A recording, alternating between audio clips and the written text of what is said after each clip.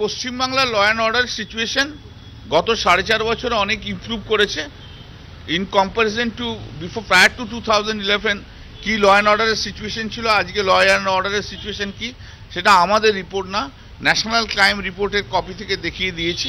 আমরা যেটা বলেছি যে ইলেকশন কমিশনকে যে তোমরা তোমাদের ইন্ডিপেন্ডেন্ট মেটেরিয়ালস কালেক্ট করে তার ভিত্তিতে ডিসিশন নাও, do not go by only on the basis of an allegations made by any other persons। আমরা নাম নিয়েই বলেছি যে হোম মিনিস্টার রাজনাথ সিং বলেছেন ওখানে যে মিটিং করে যে আমরা এত ফোর্স পাঠাবো অত ফোর্স পাঠাবো, ফোর্স কি লাগবে that would be decided by the election commission, that should not be dictated by any other authority. যেহেতু মে মাসে অনেক গরম পড়ে যায়, যত আর্লি তোমরা ইলেকশন করতে পারো ওয়েস্ট বেঙ্গলে তত ভালো।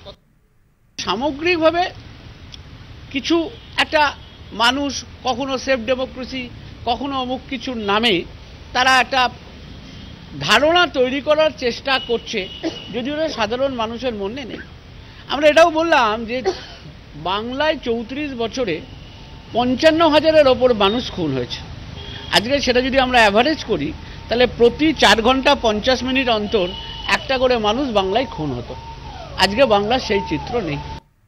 মার্ক্সবাদী কমিউনিস্ট পার্টি এবং তার বর্তমান লেজুর দল কংগ্রেস তথা বিজেপি এরা আতঙ্কিত যে যদি নির্বাচন শান্তিপূর্ণ এবং অবাধ হয়, যেটা 2009, 2011-তে 2014-তে হয়েছে, তাহলে তাদের ভরাডুবি নিশ্চিত। তাই জন্য তারা একটা অবাস্তব মন গড়া কাহিনী তৈরি করে যে পশ্চিমবাংলায় কোনো আইন শৃঙ্খলা নেই, এখানে মানুষ নির্বাচনে ঠিকমতো ভোট দিতে পারছে না, এই একটা কাঁদুনি গিয়ে প্রতিদিন এখানে এসে একটা করে জ্ঞাপন দিচ্ছে, প্রতিবেদন দিচ্ছে, ফলে ওরা একটা জেনারেল ফিয়ার সাইকোসিস তৈরি করবার চেষ্টা করছে।